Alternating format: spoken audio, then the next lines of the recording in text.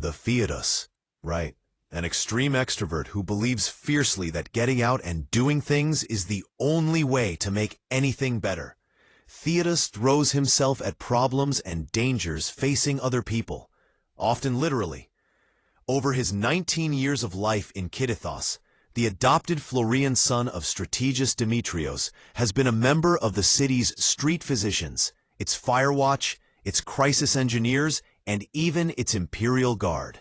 Yes, he's had a lot of jobs and done a lot of good, all the while pushing himself to do just a little bit more than anyone around him thinks is possible.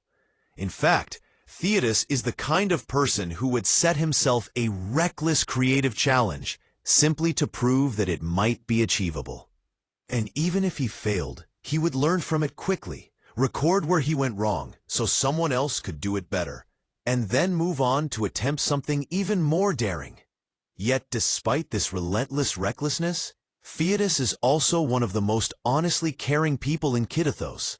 He often spends a fair amount of his time either participating in marathon races for charity or running errands for the city's less well-off. For all his energy and good intentions, Theodus's relentlessness sometimes works against him.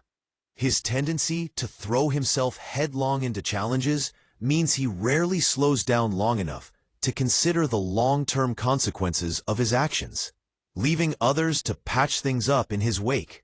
Friends and mentors alike have noticed that he can overcommit, taking on more responsibility than any one person can reasonably bear. And when exhaustion inevitably catches up with him, he struggles to admit he needs rest.